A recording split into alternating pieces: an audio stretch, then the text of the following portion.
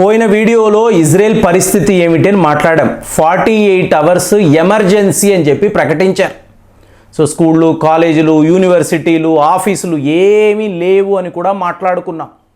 మరి ఇవాళ హిజ్బుల్లా ఏం చెయ్యబోతుంది అంటే ఒక ఇంటెలిజెన్స్ ఇన్పుట్ వస్తేనే కదండి ఇలాంటి ఒక పానిక్ బటన్ అనేది ఇజ్రాయెల్ వాళ్ళు నొక్కుతారు. సో వాళ్ళ ప్రధానమంత్రి అయితే ఆల్రెడీ ఒక షెల్టర్ హోమ్లోకి వెళ్ళిపోయాడు. సో అలాగే మీకు ఇజ్రాయెల్ డిఫెన్స్ ఫోర్సెస్కి సంబంధించిన ఉన్నత అధికారులు, సో వీళ్ళందరూ కూడా ఇవాళ బంకర్స్లో దాక్కొని అక్కడ నుంచి తమ కంట్రోల్ రూమ్ని ఆపరేట్ చేస్తున్నారు. సో దీన్నే మీకు నజరుల్లా పదే పదే చెప్తున్నాడు, మేము హ్యాపీగా ఉన్నాము, హాయిగా నిద్రపోతున్నాము, మీ పరిస్థితి ఏంటి? పరిగెడుతున్నారు, మీరు ఎక్కడికక్కడ ప్యానిక్ అయిపోతున్నారు. ఎటు చూసినా కూడా రైడ్ సైరన్స్. అంటే మీరు ఒకసారి ఇజ్రాయెల్ మ్యాప్ని చూడండి, ఎక్కడ చూసినా కూడా రెడ్ సింబల్ అండి. రెడ్ సింబల్ అంటే ఏంటి? ఇక్కడ పలానా ప్రాంతములో హిజ్బుల్లా వాళ్ళు దాడులు చేయబోతున్నారు, అందరూ కూడా బంకర్స్లోకి వెళ్ళిపోండి, ఈ ప్రాంతాలు మీకు సురక్షితము కాదు. టోటల్ దేశమే ఇవాళ ప్రమాదములో పడిపోయినట్టుగా మీకు అక్కడ ఇజ్రాయెల్ మ్యాప్ చూస్తే అర్థమవుతుంది. సో ఇంతలో మీకు హిజ్బుల్లా యొక్క నాయకుడు నజరుల్లా ఒక ప్రకటన చేశాడు. సో మా సైకాలజికల్ వార్ఫేర్ ఎలా ఉంది క్లియర్గా చెప్తున్నాడు. ఇప్పుడు నేను దాడులు చేయబోతున్నాను, 11 ప్రాంతాలను మేము ఎంచుకున్నాము, ఇజ్రాయెల్ రాజధానితో కలిపి ఒక ఎయిర్పోర్ట్ అనండి, వాళ్ళ థర్మల్ స్టేషన్ అనండి, అలాగే వాళ్ళ అటామిక్ ఎనర్జీ ఉండే పవర్ స్టేషన్ అనండి, వీటిని మేము అటాక్ చెయ్యబోతున్నాము. దీని నుంచి నిన్ను నువ్వు కాపాడుకో, కుదురుతుందా? ఎక్కడో చదివానండి, 6000 రాకెట్లు మేము ప్రయోగించబోతున్నాము అని చెప్పి వీళ్ళు రాస్తున్నారు. ముఖ్యంగా వెస్టర్న్ మీడియా, అమెరికాకు సంబంధించిన ఇంటెలిజెన్స్ అలాగే మోసాద్ వాళ్ళు అంటున్నారు 6000 రాకెట్లు అన్నారు. మనము 1 రాకెట్ 2 రాకెట్లు అంటేనే వణుకుతాం. ఒక మిజైల్ వచ్చి పడింది అంటే ఎంత పెద్ద వార్త అండి. ఇండియా నుంచి పాకిస్తాన్లోకి ఒక బ్రహ్మోస్ వెళ్ళిందంటే ఎంత గొడవలు అయ్యాయి. అలాంటిది హిజ్బుల్లా అనబడే తీవ్రవాద సంస్థ, దేశము కాదండి ఇది, లెబనానో ఈరానో కాదు. ఈరాన్ వాళ్ళు ప్రశాంతంగా కూర్చొని ఈ డ్రామానంతా కూడా ఎంజాయ్ చేస్తున్నారు. అడిగారు అనుకోండి, మా టైం వస్తుంది, మమ్మల్ని ఎవ్వరూ ఆపలేరు, ఇజ్రాయెల్ అనబడే దేశమే లేకుండా మేము చెయ్యబోతున్నాము, మీరు చూడండి. ఏంటండి యుద్ధ నీతి? ఎందుకు ఈరాన్ ఇంత కామ్గా ఉంది అంటే ఇజ్రాయెల్ వద్ద ఉండే ఆయుధాలను అంతా కూడా పూర్తిగా వాళ్ళు వేస్ట్ చేయడం. అంటే మీకు మిజైళ్ళు, రాకెట్లు వాడుతూనే ఉంటారు. ఇప్పుడు ఐరన్ డోమ్ ఉంటుందండి, కానీ ఐరన్ డోమ్లో మీరు ఈ మిజైళ్లను అమర్చాలి కదా, దీనికి ఖర్చు అవుతుంది కదా. కాబట్టి హిజ్బుల్లా నుంచి రాకెట్లు వస్తున్నాయంటే వీళ్ళు ఐరన్ డోమ్ వాడతారు. సో ఇలాగ మీకు లక్షల కోట్లు ఇజ్రాయెల్ వద్ద ఉన్న డబ్బంతా, ఆయుధాలంతా వేస్ట్ అయిపోయిన తరువాత సింపుల్గా వాళ్ళని కొడతామండి, వాళ్ళు మమ్మల్ని ఆపలేరు, ప్రపంచంలో ఎవరూ కూడా మమ్మల్ని ఆపలేరు అని చెప్పి ఈరాన్ వాళ్ళు కూల్గా ఎలా చెప్తున్నారు?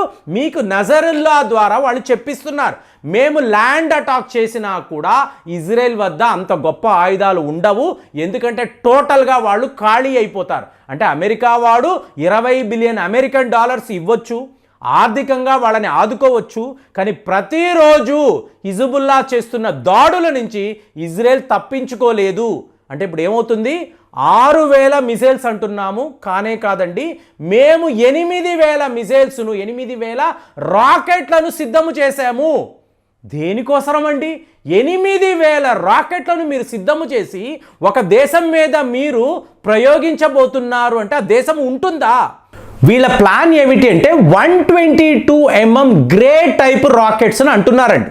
చాలా చాలా చీప్ రాకెట్స్, మామూలుగా మనం దీపావళికి వాడతాం చూసారా, ఆ లెవెల్లో ఈరాన్ వాళ్ళు తయారు చేసి హిజ్బుల్లా వాళ్ళకి ఇచ్చిన రాకెట్స్. వీటిని ఎంత? 8000 రాకెట్లు వీళ్ళు సిద్ధము చేసుకున్నారు, లాంచ్ ప్యాడ్స్లో లోడ్ చేసి పెట్టారు.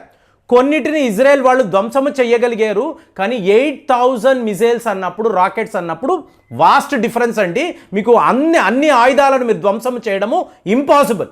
అలాంటిది ఇవాళ వరస పెట్టి వీళ్ళు ఇజ్రాయెల్ మీద వాడతారు. ఇప్పుడు ఈ వీడియో మాట్లాడుతున్న టైంలో ఇది ఆల్రెడీ స్టార్ట్ అయ్యే ఉంటుంది. ఈ టైంలో మీకు ఐరన్ డోమ్ ఏం చేస్తుంది? ఆపే ప్రయత్నము చేస్తుంది. ఎక్కడ నుంచి రాకెట్స్ వస్తున్నాయో ఇటు ఇటు ఇటు అది ఆపుతూనే ఉంటుంది. కానీ మీ మీద ఏకంగా 1000 రాకెట్లు వస్తున్నాయి అనుకోండి, ఐరన్ డోమ్ కూడా ఫెయిల్ అయిపోతుంది. అలాంటప్పుడు లిటరల్గా వచ్చి నగరాల మీద ఇన్ని రాకెట్లు నగరాల మీద పడినప్పుడు, ఇప్పుడు గోలాన్ హైట్స్ అని అంటారు, ఎంత పెద్ద ఒక నగరం, ఎంత పెద్ద ప్రాంతము, దాని మీద వచ్చి హిజ్బుల్లా రాకెట్లు పడ్డాయనుకోండి, ఏ స్థాయిలో మీకు ప్రాణ నష్టము జరుగుతుంది. ఇదంతా ఏంటి? ఫౌద్ షకర్ అనబడే కమాండర్, అతని మరణానికి ప్రతీకారము. అంటే ఇజ్రాయెల్లో ఒక గ్రౌండ్ అండి, అక్కడ మీకు కొంతమంది ఈ విద్యార్థులు ఫుట్బాల్ ఆడుతున్నారు. సడన్గా ఎక్కడి నుంచో ఒక రాకెట్ వచ్చి పడింది. 12 మంది విద్యార్థులు అక్కడికక్కడ పిల్లలు మరణించారు. సో మరణించడంతో ఇజ్రాయెల్ ప్రతీకారము అని చెప్పి ఈ ఫౌద్ షకర్ వల్లే ఇది జరిగిందని అతని మీద వీళ్ళు దాడులు చేసి అతన్ని లేపేశారు. సో ఇప్పుడు ఇతను చనిపోయాడు కాబట్టి మళ్ళీ వీళ్ళ వైపు నుంచి చూడండి, యుద్ధము అంటే వీళ్ళు వాళ్ళ మీద, వాళ్ళు వీళ్ళ మీద, ఫైనల్గా బలయ్యేది ఎవరండి? ప్రజలు, కామన్ మ్యాన్, ఎటువంటి అభము శుభము తెలియని ప్రజలు. అసలు యుద్ధాలేంటి, ఈ రాకెట్లేంటి, మిజైళ్ళు ఏంటి, ఈ తీవ్రవాదం ఏంటి, ఎందుకు వీళ్ళు ఇదంతా చేస్తున్నారు, మమ్మల్ని ఎందుకు ఇలా బలిగొంటున్నారు? ఇదే కదండి బాధ. ఇది బెంజమిన్ నెతన్యాహుకి అర్థం కావడం లేదు. ఇక్కడ నజరుల్లాకి కూడా ఎటువంటి రిమార్క్స్ లేదు, అది క్లియర్గా చెప్తున్నాడు.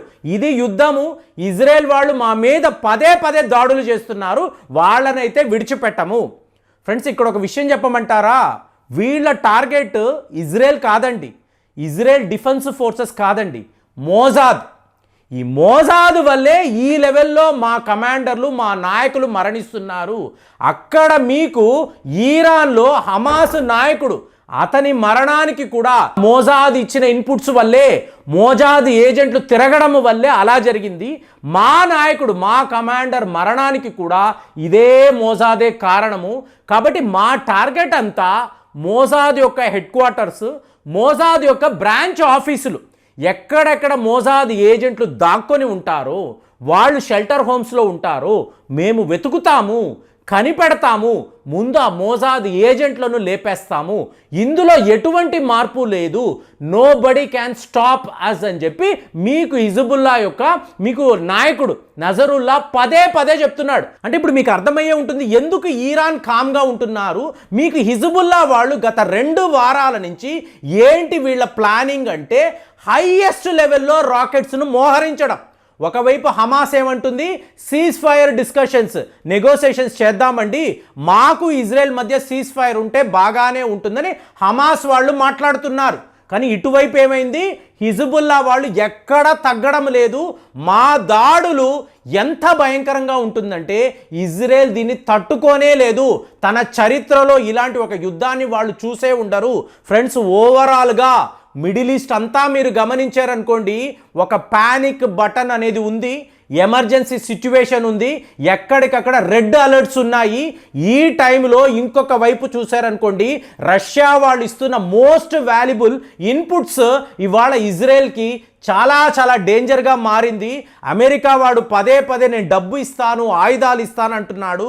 కానీ మీకు ఇజ్రాయెల్ చుట్టూర్తా ఇంతమంది శత్రువులు, వీళ్ళ దగ్గర అతి ప్రమాదకరమైన రాకెట్లు, మిజైళ్ళు, ఇరాన్ వాళ్ళు ఈ సప్లై అంతా ఇచ్చి ఫైనల్గా ఇజ్రాయెల్ ఎప్పుడైతే వీక్ అయిపోతుందో ఆ టైంలో మా దాడులు ఉంటాయి. ఇది న్యూక్లియర్ వెపన్స్ వాడి కూడా మేము చెయ్యవచ్చని ఒక అతిపెద్ద బాంబుని ఇరాన్ వాళ్ళు ప్రకటించారు. మరి ఈ టైంలో ఇజ్రాయెల్ యొక్క పరిస్థితి ఏమిటి? ఇజ్రాయెల్ యొక్క ఈ 48 అవర్స్ ఎమర్జెన్సీ అన్నాను.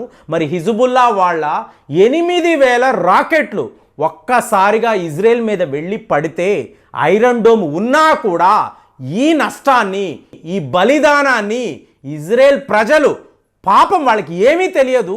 మరి వాళ్ళు ఇంత పెద్ద ప్రమాదంలో చిక్కుకుపోయి ఉన్నారు కదా. హిజ్బుల్లా అన్న పని చేస్తే ఇజ్రాయెల్ పరిస్థితి ఏమిటి?